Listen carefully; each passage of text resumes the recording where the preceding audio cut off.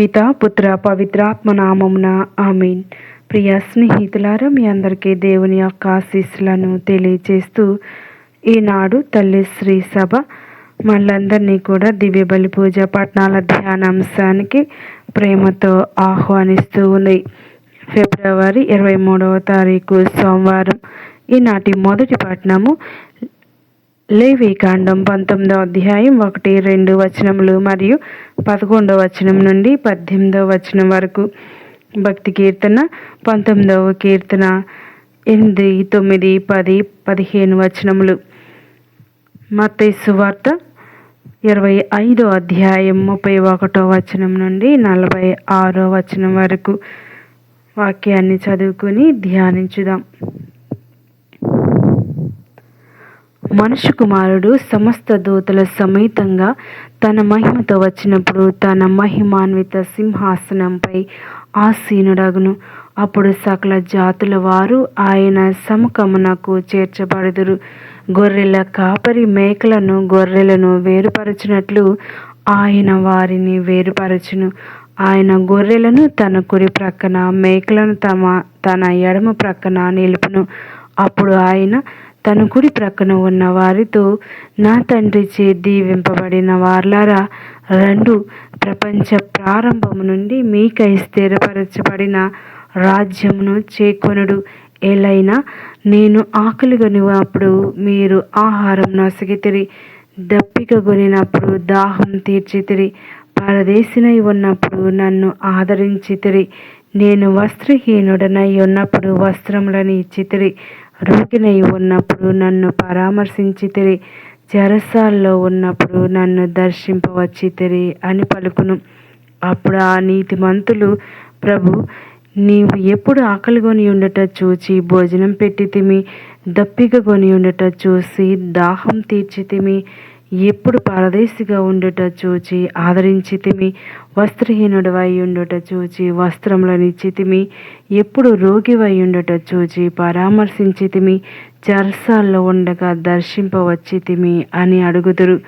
అందుకు ఆయన వారితో, ఈ నా సోదరులో అత్యల్పుడైన ఏ ఒక్కనికి మీరు ఇవి చేసినప్పుడు అవి నాకు చేసితిరి అని వక్కాణించుచున్నాను అని వారితో చెప్పెను.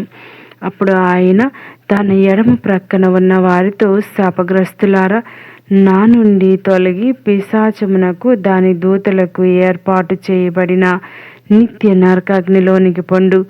ఎలైనా నేను ఆకలిగొని ఉంటిని, మీరు అన్నం పెట్టలేదు, దప్పికగొని ఉంటిని, దాహం తీర్చలేదు, పరదేశినై ఉంటిని, నన్ను ఆదరించలేదు, వస్త్రహీనుడనై ఉంటిని, నాకు వస్త్రములనియ్యలేదు, రోగినై ఉంటిని, నన్ను పరామర్శింపలేదు, చెరసాల్లో ఉంటిని, నన్ను దర్శింపరాలేదు అనును.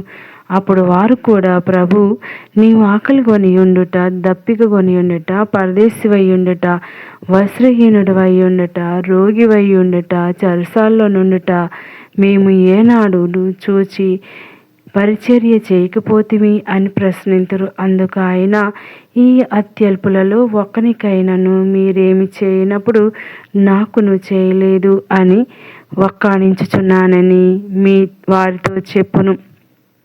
మీరు నిత్య శిక్షకు వెడలిపోవుదురు, నీతిమంతులు నిత్య రాజ్యంలో ప్రవేశింతురు అని పలికెను. ఇది ప్రభు వాక్కు. సర్వేశ్వరునికి వందనములు. ధ్యానాంశం: ప్రభు చిత్తానుసారం జీవించు, తుది తీర్పు తప్పించుకో. క్రియలు లేని విశ్వాసం వ్యర్థం, నిర్జీవం. యాకోబు పత్రిక 2వ అధ్యాయం 24-26 వచనములు. యాకోబు పత్రిక ఘంటాపథంగా మనల్ని హెచ్చరిస్తుంది.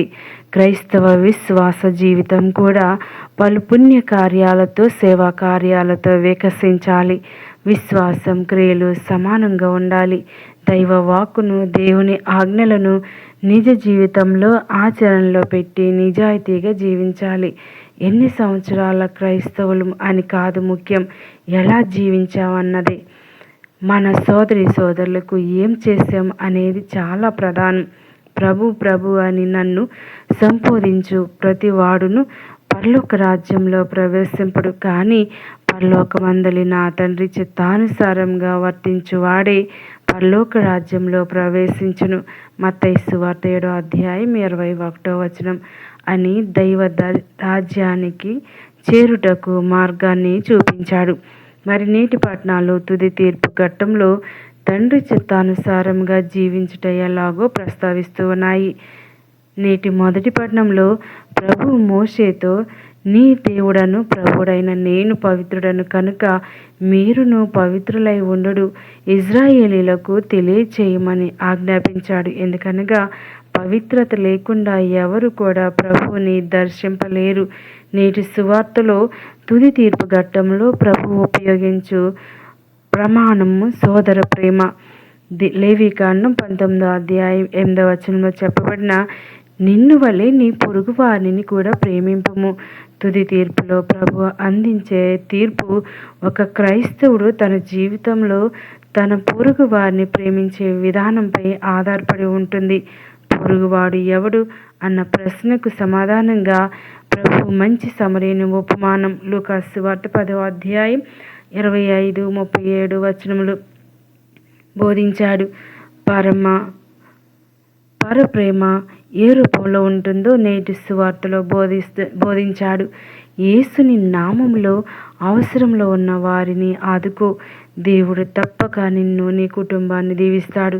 నీవు ఆదుకున్న సమయంలో నీ గొప్ప, నీ ఆస్తి, నీ స్వంతం, నీ మహిమలను పక్కన పెట్టి నాణ్యమైన దాన్ని దానం చేయము. ఉపయోగింప వీలు కాని దాన్ని, నాణ్యత లేని దానిని దానం చేయకు. నీవు దానం చేస్తున్నది పేదవానికి కాదు, పేదవానిలో యేసుకు అని గుర్తించుకో. ప్రియ దేవుని బిడ్డలారా, మరి ఈనాటి యొక్క వాక్యాన్ని మనం ధ్యానిస్తూ ఉండగా ఈ వాక్యంలో యేసు ప్రభు తన మహిమతో తిరిగి రానున్న సందర్భాన్ని వివరించాడు. ఇది చివరి తీర్పు గురించిన బోధ. గొర్రెలు మేకలను వేరు చేసినట్లు మనుషులను కూడా వేరు చేస్తాడని ప్రభువు చెప్తూ ఉన్నాడు. మనిషి కుమారుడు తన మహిమతో వచ్చును అని యేసు చెప్తూ ఉన్నాడు. ఇక్కడ మనం చూస్తున్నది కేవలం ఒక బోధ కాదు, ఇది ఒక హెచ్చరిక మరియు ఒక ఆశ. యేసు ఒక చిన్న శిశువుగా బెత్లెహేములో జన్మించాడు, కానీ చివరికి ఆయన రాజుగా, న్యాయాధిపతిగా తిరిగి వస్తాడు. ఆయన ఎవరిని తీర్పు చేయబోతున్నారో ప్రపంచంలోని అందరినీ. ఒక భాగం మనకు ఒక సత్యాన్ని గుర్తు చేస్తుంది. మన జీవితం తాత్కాలికం, కానీ మన పనులు ఫలితం శాశ్వతం. మనమేమి సంపాదించామన్నది కాదు, మనమేమి ప్రేమించామన్నది ముఖ్యం. గొర్రెలు మేకలు. యేసు గొర్రెలను తన కుడి వైపుకు, మేకలను ఎడమ వైపు ఉంచారు. గొర్రెలు ఆయన మాట విని ఆచరించిన వారు. యేసు వారిని విశ్వాసాన్ని కానీ వారి ప్రార్థనలు కానీ మాత్రమే ప్రశ్నించలేదు. మేకలు ఆయన నిర్లక్ష్యం చేసిన వారు. ఆయన అడిగింది, నేను ఆకలితో ఉన్నప్పుడు మీరు భోజనం ఇచ్చారా? దాహంతో ఉన్నప్పుడు నీరు ఇచ్చారా? పరదేశిగా ఉన్నప్పుడు ఆతిథ్యం ఇచ్చారా? రోగిగా ఉన్నప్పుడు దర్శించారా? చెరసాల్లో ఉన్నప్పుడు నన్ను చూశారా? ఇక్కడ గొప్ప రహస్యం ఉంది. పేదవారిలో, బాధపడుతున్న వారిలో యేసు ఉన్నాడు. యేసు చెప్తూ ఉన్నాడు, ఈయన సోదరులో అతి చిన్న వారికి చేసినది నాకు కూడా చేసినదే. మనం దేవుణ్ణి ప్రేమిస్తున్నామని చెప్పడం సరిపోదు, మనం మన సహోదరులను ప్రేమించాలి. ప్రేమే తీర్పు ప్రమాణం. చివరి తీర్పులో ఒకే ప్రమాణం ఉంది, ప్రేమతో చేసిన సేవ.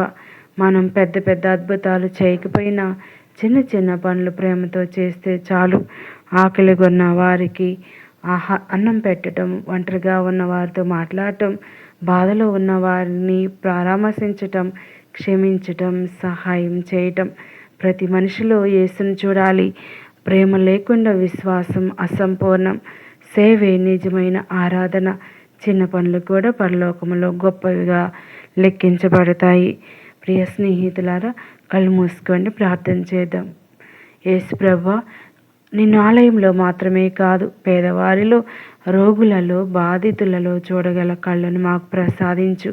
ప్రేమతో సేవ చేయటానికి హృదయాన్ని ఇవ్వండి. చివరి రోజున నీ కుడి వైపు నిలబడే కృపను మాకు అనుగ్రహించండి.